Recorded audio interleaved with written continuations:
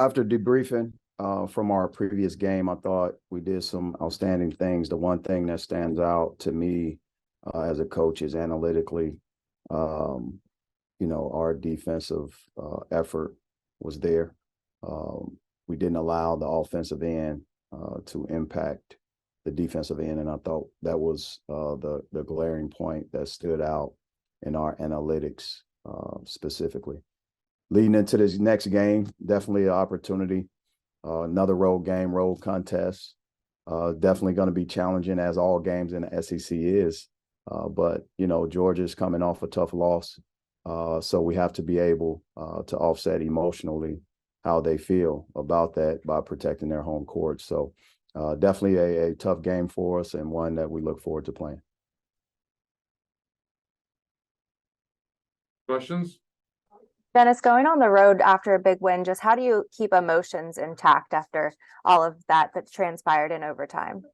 Well, every win is a big win, whether it's at the beginning of the season or not. And I thought our guys have done a tremendous job throughout the year of balancing that out, never getting too high, never getting too low, but being able to respond and playing a brand of basketball that we think could give us a chance to win games. And that's ultimately what we have to focus on.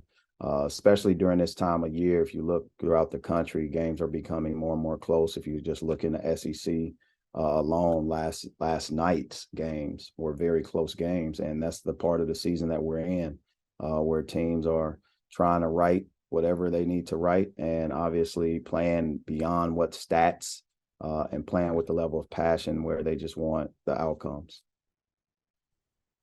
Dennis, along those same lines of keeping emotions in check, you mentioned after the last game that was something you had to learn yourself during your career. So what was that process like? And is there a difference, like when you were an assistant to Leonard versus once you got your own program and the way you have to kind of do that day to day? That's a great question, but you got to understand I got a great memory too. So the context of that is me as a player, completely different than me as a coach.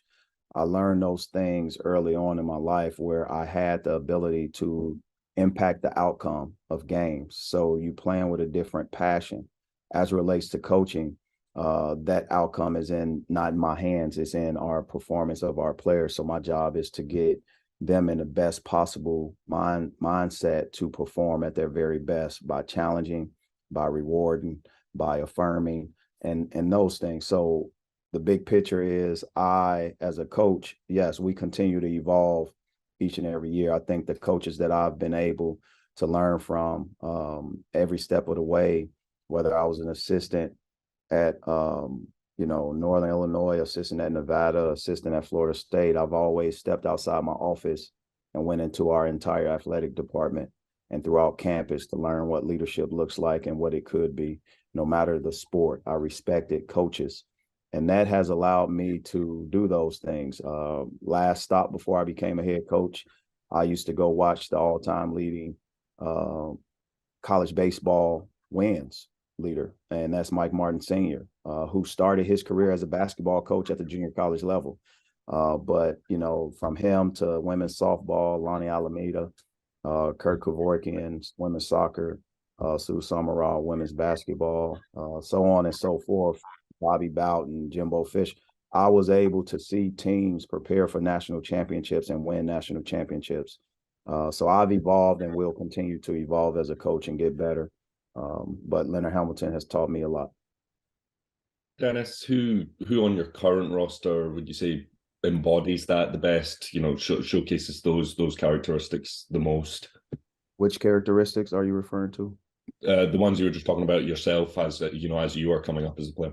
We have several guys that I think will one day be coaches, whether it's high school, junior college, Division I, or Division II, Division III, or pro. I think we have guys that embodies that leadership style, and I can go to all of our captains.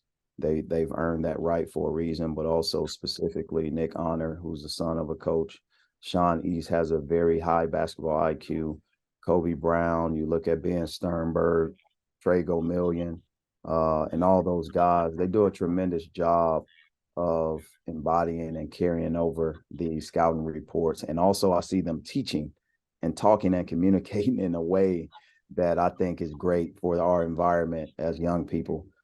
We get on them about living their lives on social media and different things like that, but they do a great job of communicating with each other behind the scenes and making sure that everyone is painted with different brushes so that they can continue to grow.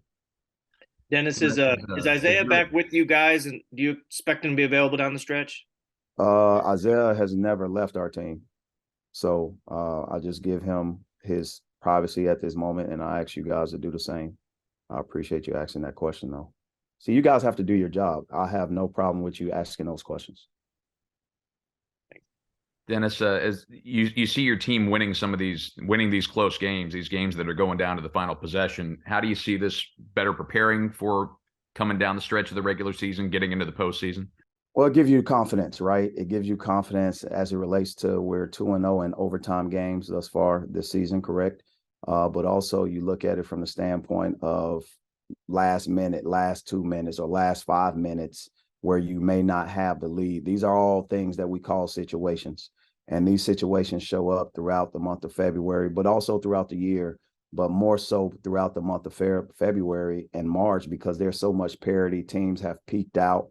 Teams are starting to know each other. There's no secrets. Our game last outing, there was no lead larger than 6 and 4 for both teams, right? That is going to become the norm as it relates to teams and trying to will themselves to victory. So it's all preparation and experience. And I think our guys have done a tremendous job of responding a certain way and showing their resolve, showing their perseverance, but also the level of communication when it comes down to execution and preparation.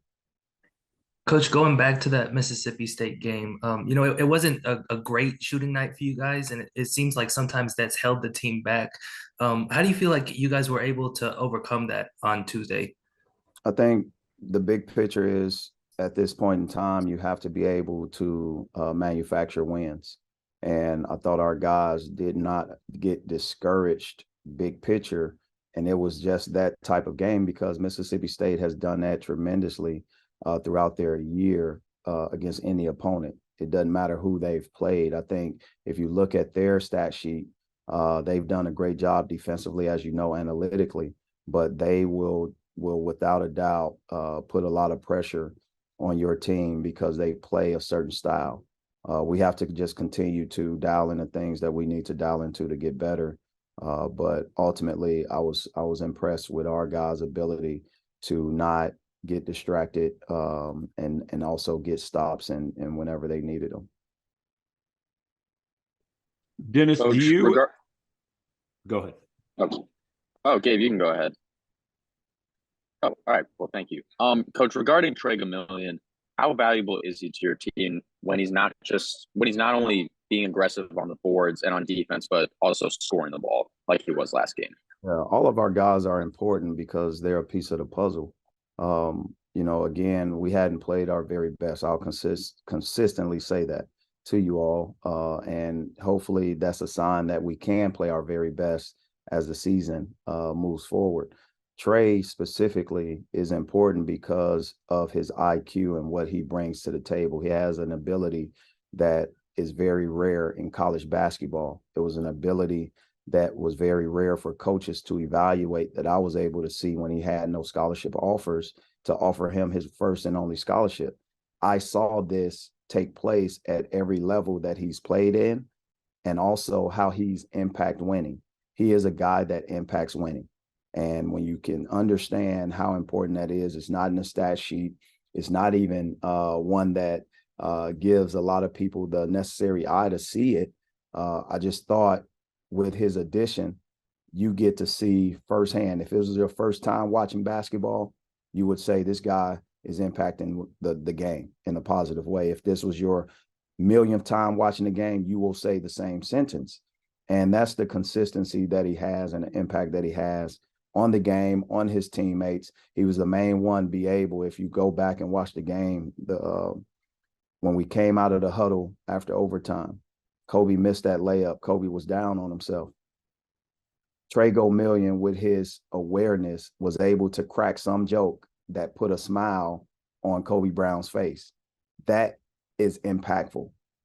That's impactful because now it may have erased whatever internally Kobe felt, but it was allowing us to galvanize and move forward. Last question to Gabe.